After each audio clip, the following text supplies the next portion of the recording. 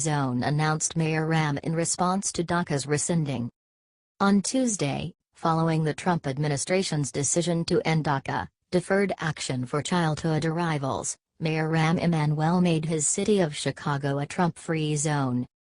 Mayor Emanuel told students, "To all the dreamers that are here in this room, and in the city of Chicago, you are welcomed in the city of Chicago. This is your home and you have nothing to worry about." Emanuel then directed this statement to the president. Although Mayor Emanuel does not have the authority to keep President Trump out of Chicago, he has mentioned that he will not comply with any DACA-related immigration laws when the issue arises in 6 months. Chicago has been named a sanctuary city. The mayor's arrogance is beyond compare. Should we let them try to survive on their own?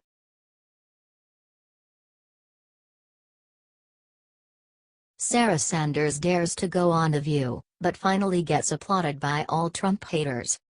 Sarah Huckabee Sanders, the White House press secretary, must have known what she was in for when she appeared on Wednesday's episode of The View.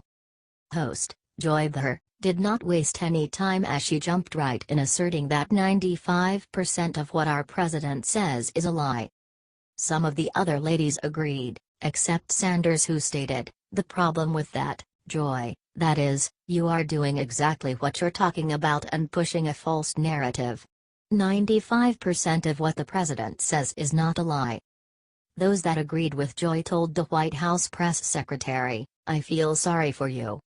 I think that's one of the dangers that we have right now is we are pushing so many false narratives every day. We are creating false perceptions about the president and, frankly, inhibiting his ability to succeed." Sarah continued, "I think America should want him to succeed. He is the president whether they voted for him or not." Sanders finally received a round of applause from the crowd after this statement. They hit her really hard, but she spoke the truth anyway. Should we all applaud Sarah for how she handled the situation?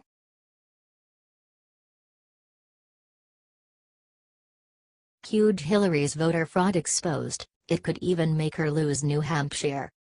Reports are in and it appears that Donald Trump still beat Hillary Clinton by a long shot even with a rigged election.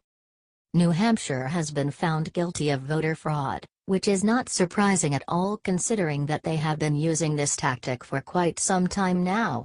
On November 8, 2016, more than 6,500 people registered to vote using out-of-state licenses. They did not obtain an in-state license nor had they registered a motor vehicle. This video exposes the fraudulence. Take a look. Of those who were caught voting with out-of-state licenses, only 3.3% have registered their vehicle in the state of New Hampshire and only 15% have been issued new licenses. Not very reassuring. Hillary is a disgrace to America. Do you think this means she has never won the popular vote either?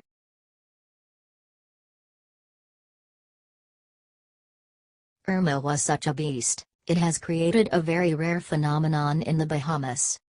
That photo that you see is what is left of Long Island, Bahamas after Hurricane Irma ravaged through the area late last week. A Twitter user who goes by the name of @Katie_K posted this message to her page, "I am in disbelief right now. This is Long Island, Bahamas, and the ocean water is missing. That's as far as they see #Hurricane Irma." Thankfully, another user uploaded a video shortly after that showed the water had returned back to Long Island, Bahamas, although a little murky.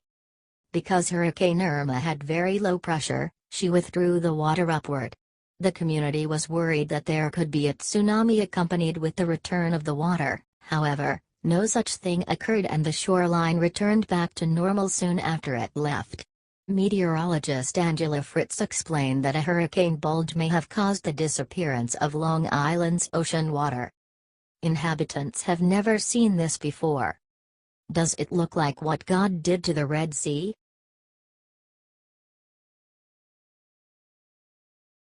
Dennis Rodman may be our best chance to straighten things out between North Korea and USA. Dennis Rodman seems to be our only hope when it comes to understanding the supreme leader of North Korea. Rodman describes Kim Jong-un as his best friend, saying that they do not discuss politics. The former basketball star is simply an ambassador of sports. Kim Jong-un reportedly loves watching and playing the game of basketball, and apparently he is quite good at it. According to Fox News, Rodman has known Kim Jong-un since 2013, and although the rest of the world sees him a certain way, the retired basketball player says he's a good kid. Rodman is also friends with our President Donald Trump. He appeared on Celebrity Apprentice, but was quickly eliminated when he spelled Melania's name wrong during an advertising challenge. This is something no one could have anticipated. Do you think the Rodman approach will do anything?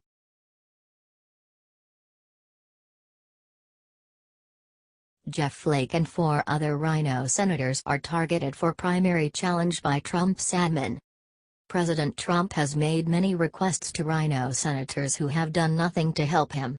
According to Politico, the president now has a list of 5 Republican senators he plans to target for principal concerns. This group includes Senators Dean Heller of Nevada, Jeff Flake of Arizona, Luther Strange of Alabama, Roger Wicker of Mississippi, and Bob Corker of Tennessee. Steve Bannon, White House chief strategist, recently did an interview with CNN and mentioned that the Republican establishment is trying to nullify the 2016 election.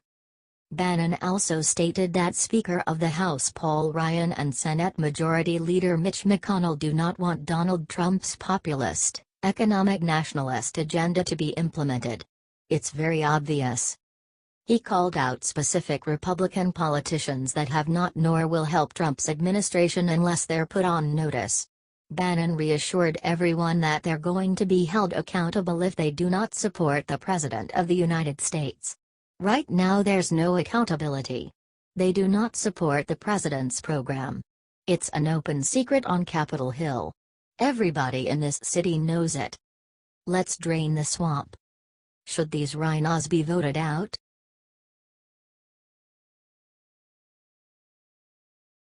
When J.J. Watt came in, watch how Texans respond to his $31 million fundraising for Harvey's victims.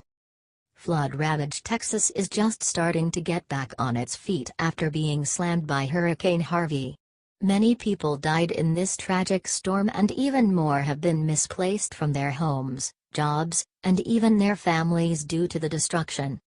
It is inspiring how many people are coming forward to help aid Texas.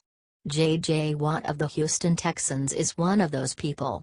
He has raised more than $31 million for his city. Watt even handed out food and water to Hurricane Harvey victims. When Texan, J.J. Watt, took the field during the game in Houston on Sunday, the crowd went absolutely wild. This is touching. Can we get 5,000 likes for J.J. Watt?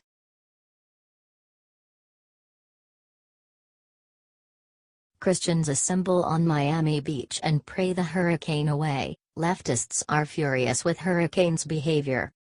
Marie Constant posted a video on her Facebook page of a group gathered in prayer on a beach in Florida, along with a storm track image of Hurricane Irma. The image and the video were both removed from Facebook. This group of devotees believe that prayer helped ease the strength of Hurricane Irma by moving it away from its original path of destruction. The comments in the original post were a mixed bag, as some believed in the group's influence over Irma, and others blamed it on pressure from a cold front to the north of the hurricane. Apparently faith can move a lot more than just mountains. However, there are still so many animals, houses, and lives at risk. Do you think those leftists will understand someday?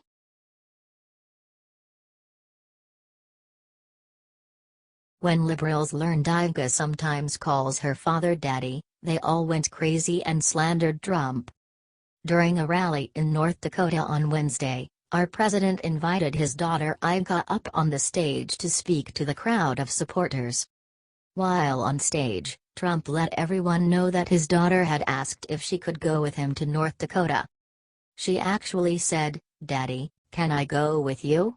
And I said, "Yes, you can," admitting that he likes that. Iga delivered this short, but sweet message to the crowd of Trump supporters. Hi North Dakota. We love this state, so it's always a pleasure to be back here.